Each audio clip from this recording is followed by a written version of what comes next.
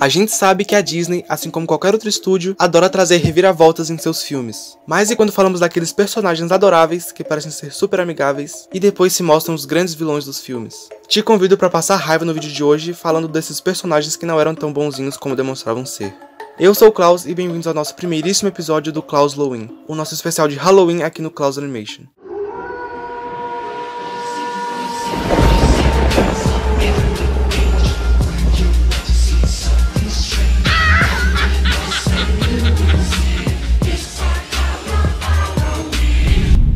O Halloween está chegando e para comemorar essa data apresento para vocês o Klaus Halloween, um projeto com um nome super original aqui no Klaus Animation. Será a semana de Halloween inteira com vídeos temáticos até o dia 31 de outubro, quando finalmente o Dia das Bruxas chegar. Eu ando trabalhando muito nesse projeto e de verdade espero que vocês gostem. Então eu já peço que se inscreva caso tenha chegado aqui de paraquedas, deixe o seu gostei para me ajudar a incentivar a trazer mais projetos como esse aqui no canal, e ative o sininho para não perder nenhum episódio desse especial.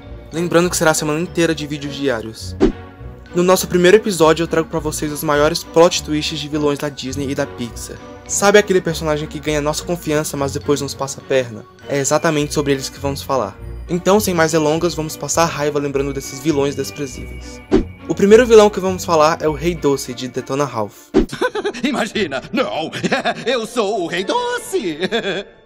Em Detona Ralph nós conhecemos o Rei Doce. Ele é a princípio o regente da Corrida Doce. No começo ele parece ser mais um personagem legal do jogo, porém nele de doce só no nome, porque ao decorrer do filme descobrimos as suas verdadeiras intenções. Quando conhecemos a Vanellope, ela ainda é apenas um bug, e vemos que o Rei Doce faz de tudo para que ela não corra, e descobrimos o porquê logo depois. O Rei Doce apagou a Vanellope da programação do jogo, e ainda trancou todas as memórias dos corredores e dos cidadãos da Corrida Doce, para que eles não lembrassem da verdadeira regente do jogo, a Vanellope. E se ela atravessasse a linha de chegada, o jogo iria se reiniciar, assim voltando à memória de todos e ela deixaria de ser um bug, e se revelaria a princesa do Sugar Rush. Mas além de descobrirmos isso, o filme traz outra revelação pra gente. No filme conhecemos a história de um personagem chamado Turbo, e ele seria parte do jogo Turbo Time, um jogo de corrida assim como Corrida Doce, que era um sucesso, o jogo mais famoso de todos. Porém, quando o jogo de corrida mais novo e tecnológico chegou no fliperama, o Turbo foi sendo esquecido, e como ele era egocêntrico, ficou com ciúmes e abandonou o próprio jogo para tentar entrar e controlar o novo. Porém, ao fazer isso, ele acaba provocando um erro no jogo, o que faz o Sr. Litwok, o dono do fliperama, desligar os dois jogos, fazendo o Turbo ficar sem funcionar. E essa história virou uma lenda entre os personagens dos jogos. A expressão virar turbo é muito utilizada nesse filme, e é utilizada quando um personagem sai do seu jogo para ir para outro. E, inclusive o próprio Rei Doce usa essa expressão uma vez no filme. Missão de herói. Mudou de jogo? Ralph, não está querendo virar turbo. Quê? Não. Porém, na corrida, quando a Vanellope está perto da linha de chegada, o Rei Doce aparece e começa a tentar impedir a Vanellope. E no meio dessa luta, os tilts dela acabam revelando a verdadeira identidade do Rei Doce. E descobrimos que ele é o Turbo, e reprogramou o jogo inteiro para que ele fosse o rei dele. Quem é você? Eu sou o Turbo, o melhor de toda a história. E não reprogramei esse mundo para deixar você e aquele grandalhão com bafo de onça tirarem ele de mim. Então Turbo é comido por um insetrônico do jogo Missão de Herói. Porém, como a General disse, eles se transformam no que comem. Assim Turbo se torna um vírus super poderoso, que pode invadir e destruir qualquer jogo. Mas no fim, Ralph, com a montanha de Diet Cola e a queda de Mentos, consegue fazer um farol, que é a única maneira de parar os insetrônicos, que são atraídos pela luz dele. E Turbo então é atraído pelo farol e acaba deixando de existir.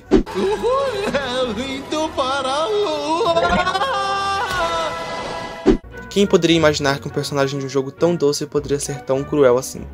Nosso próximo traidor é o Mineiro de Toy Story 2. Me vira, bala no alvo, para eu poder ver. Nossa, o filho pródigo voltou.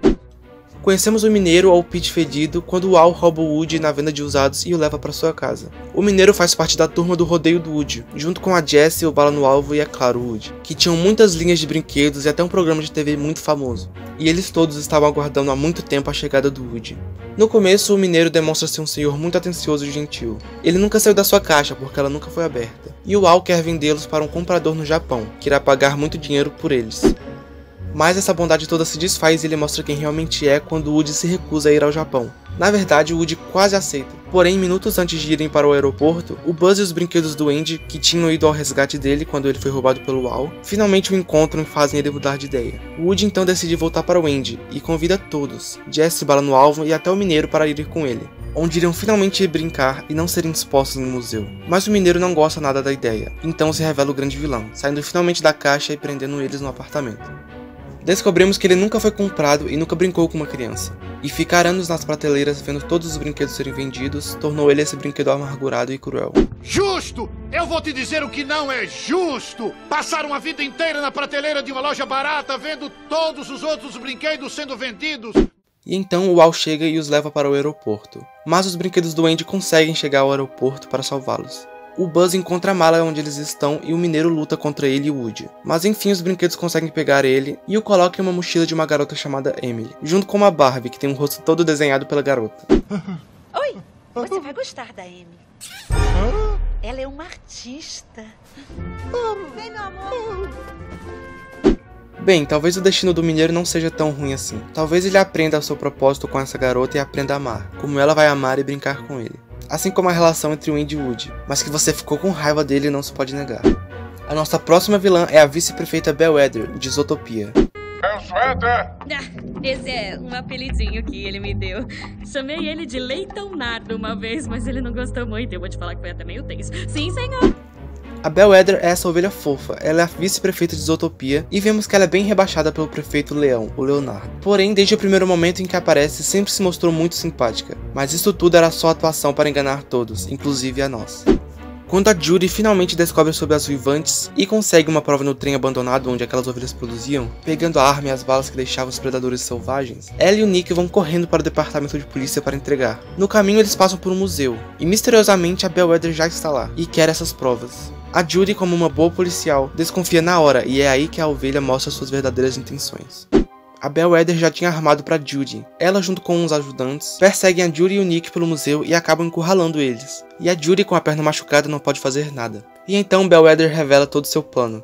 O que ela quer é tornar todos os predadores selvagens com as Vivantes, dividindo os cidadãos de Zootopia pelo medo e também incriminar o prefeito Leonardo, que é um predador, assim tomando seu lugar e se tornando a prefeita de Zootopia. Ela tem uma tremenda raiva dos predadores. Sendo uma presa, ela manipulou a Judy o tempo todo. Não dará certo. O medo sempre dá certo. Atirarei em cada predador de Zootopia pra continuar assim. Então ela atira em Nick para que ele se torne selvagem e mate a coelha. Mas mal sabia Bellwether que a Judy já tinha armado para ela. A Judy trocou as balas de Vivantes da arma e já tinha chamado a polícia, além de ter gravado a confissão de Bellwether em sua caneta gravadora. E então a ovelha é presa. A ex-prefeita Dawn Bellwether foi para a prisão hoje, acusada de planejar os ataques selvagens que aterrorizaram Zootopia. Ninguém imaginou que essa ovelha tão simpática e fofa poderia ter uma mente tão maligna assim. Nosso próximo vilão é o Sr. Waternoose, de Monstros S.A. Senhor Waternoose! Não há nada mais tóxico ou mortal do que uma criança humana.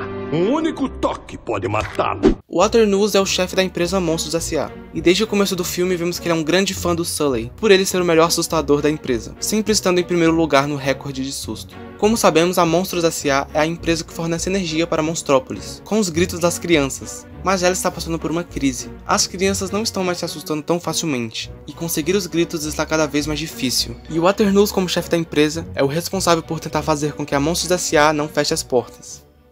James, esta empresa é da minha família há 3 gerações. Eu faria qualquer coisa para que ela não afundasse. Mas quando ele disse que faria de tudo para ajudar a empresa, não imaginaríamos que ele era realmente capaz de fazer qualquer coisa. No filme, Randall cria uma máquina, o abdutor de gritos, e com ela ele conseguiria o grito das crianças sem precisar assustá-las, assim como ele tenta fazer com a Boo e com o Mike.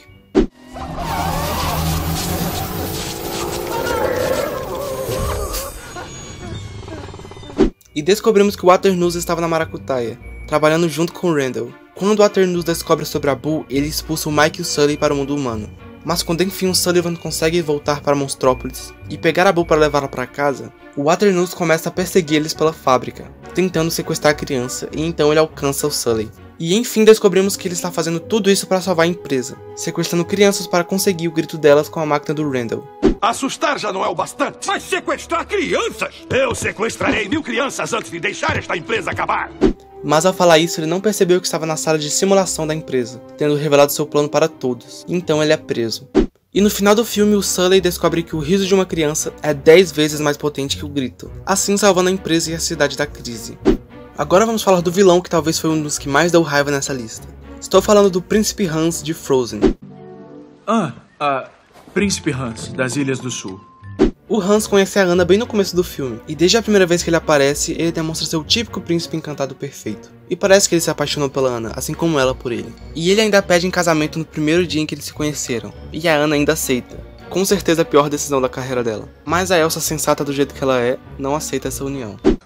Não pode se casar com quem acabou de conhecer. Posso sim, se for um amor verdadeiro.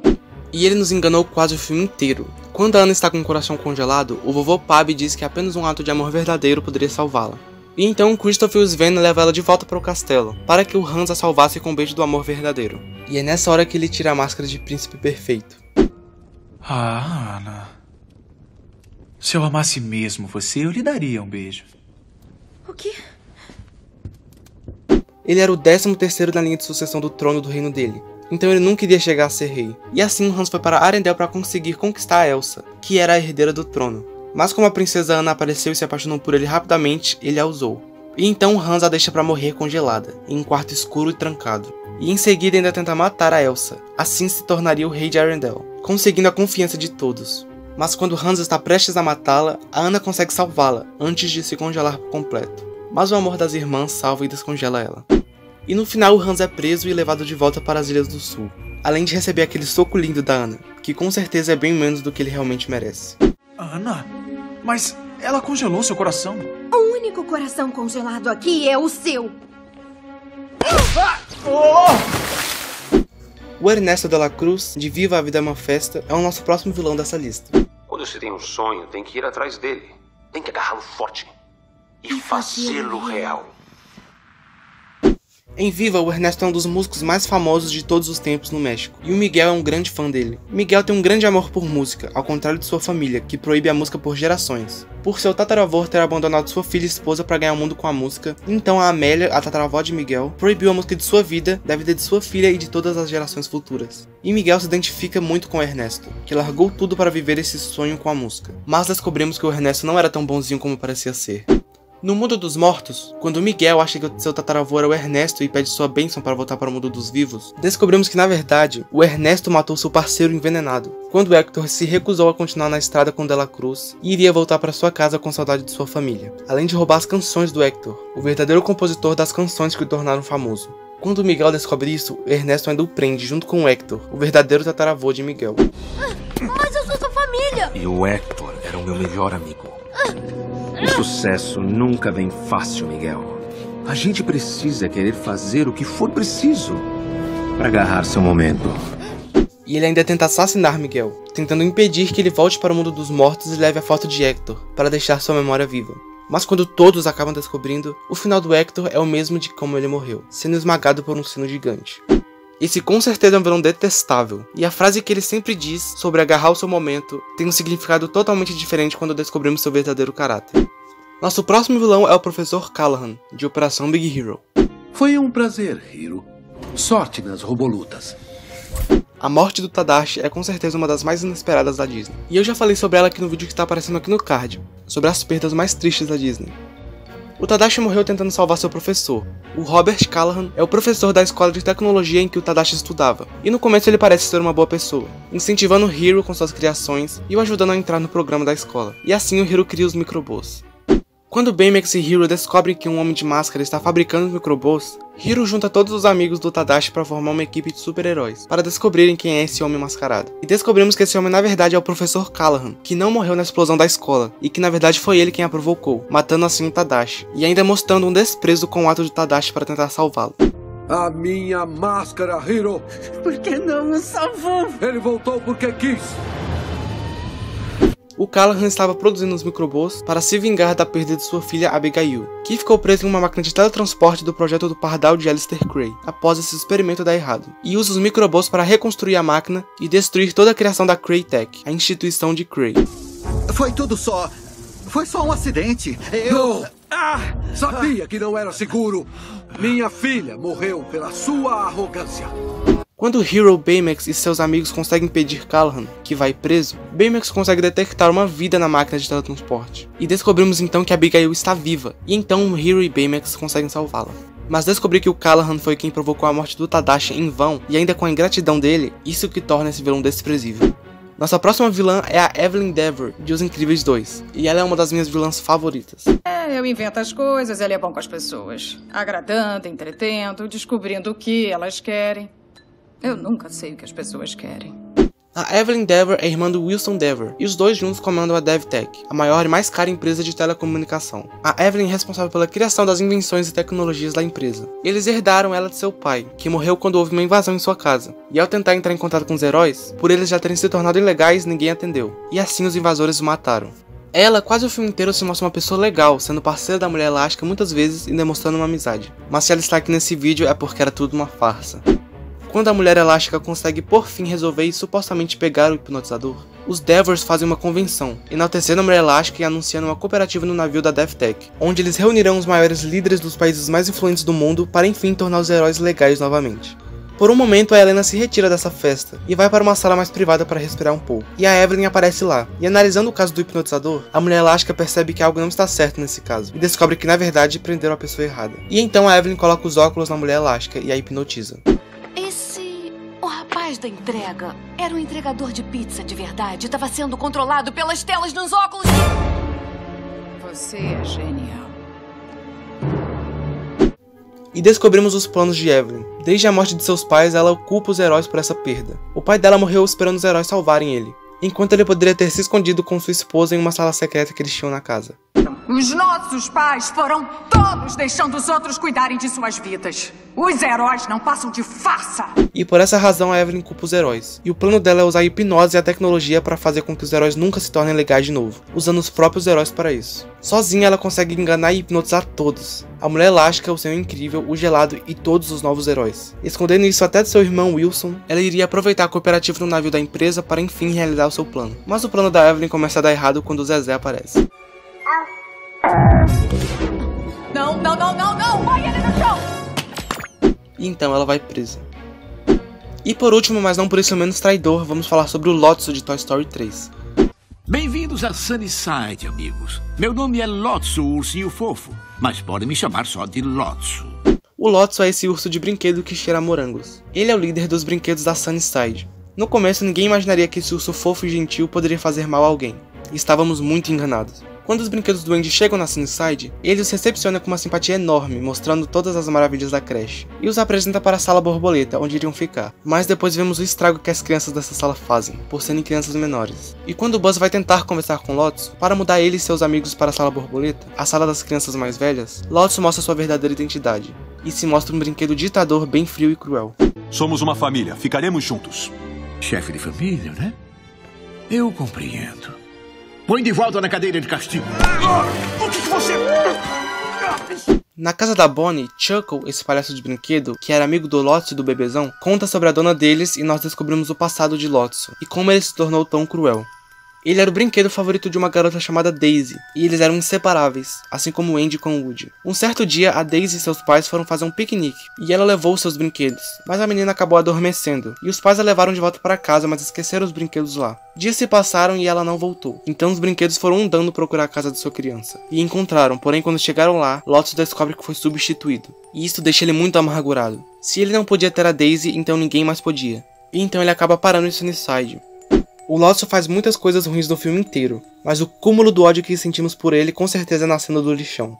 O Woody e o Buzz, mesmo depois de tudo que ele fez, ajudam o Lotso a não ser triturado. E quando eles percebem que estão prestes a cair no fogo, o Lotso vê o botão de emergência que poderia parar com a esteira do incinerador. Novamente o Woody e o Buzz ajudam o urso a alcançar o botão, mas o Lotso não o aperta e deixa os brinquedos para morrerem no fogo. Aperta aí! Aperta! Aperta! Onde está sua criança agora, xerife? O Lotso com certeza é um dos vilões mais frios dessa lista. Apesar de uns plot twists serem melhores e mais surpreendentes que outros, todos esses vilões da lista nos fizeram passar raiva nos cinemas, mas é isso que torna esses vilões tão marcantes. Pessoal, ficamos por aqui com o vídeo de hoje. Me diga aqui nos comentários qual desses vilões te fizeram mais raiva. Se assistiu até aqui, com certeza gostou.